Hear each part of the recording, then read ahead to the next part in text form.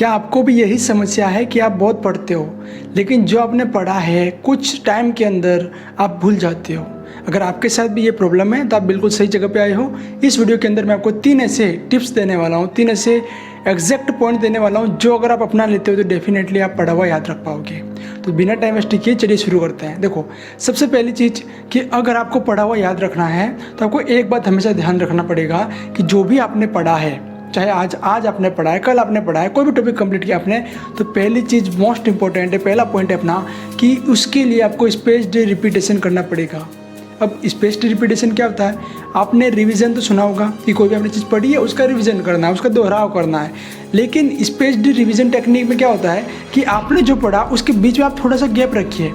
Example के लिए आपने आज कुछ पढ़ा है तो आप उसको आज शाम तक एक बार रिवीजन कर लीजिए, फिर 3 दिन के बाद में, आज से 3 दिन के बीच में गैप रखिए 2-3 दिन का, फिर 3 दिन के बाद उसका एक रिवीजन करिए।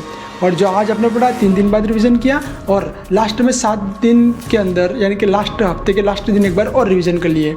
आज पढ़ा, 3 दिन बाद पढ़ा और 7 दिन बाद पढ़ा। ऐसा करके आप इस टेक्निक का यूज़ कीजिए, क्योंकि इसे कहते हैं अपन स्पेस्ड रिपीटेशन, कि स्पेस भी रखा है, रिपीट भी किया है। क्योंकि इससे क्या आपके दिमाग में जब आप गैप रख के पढ़ते हो तो दिमाग में मेमोरी में जल्दी क्लिक होता है कि हाँ ये चीज़ें पढ़ी है मैंने। तो ये पहले टेक्निक हो गया आपको कि स्पेस्ड रिपीटेशन टेक्निक अपनानी है। सेकंड पॉइंट है आपका कि आपको जो पढ़े हो आप उसके शॉर्ट नोट्स या फिर माइंड मैप्स बना लेने हैं।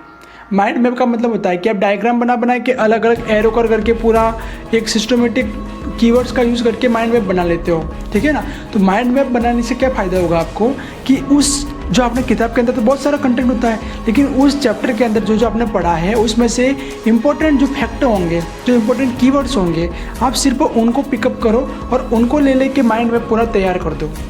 तो इससे क्या होगा, जब आप रिवीजन करते हो, रिपीटेशन करते हो, तब उसके अंदर आपको सीधा आपके जो आपने मेन पॉइंट्स थे वो आपके दिमाग के अंदर आएंगे, क्योंकि आपने माइंड मैप बना लिया है और माइंड मैप में आपने हाथ से बनाया है, ठीक है। तो उससे क्या होता है कि आपको जल्दी याद होगा। तो सेकंड चीज़, आपको माइंड मैप बना लेने हैं, जो इंपॉर्टेंट कीवर्ड्स है उनके यूज़ करके माइंड मैप अच्छे से बना लेना है।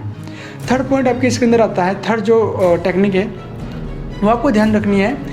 इसमें आपको करना है कि किसी और को पढ़ाना है, किसी और को पढ़ाना है या फिर प्रैक्टिस करनी है। अब प्रैक्टिस करनी तो आप बहुत सारे MCQ लगा सकते हो, पिछले सारे जो क्वेश्चंस आ चुके हैं वो PYQ लगा सकते हो, लेकिन प्रैक्टिस तो आप कर लोगे, MCQ लगा लोगे, PYQ लगा लोगे, गूगल पे क्वेश्चन सर्च कर लोगे, यूट्यूब पे क्वेश्चन सर्च कर लोगे तो बहुत सारे क्वेश्चन मिल जाएंगे आपको।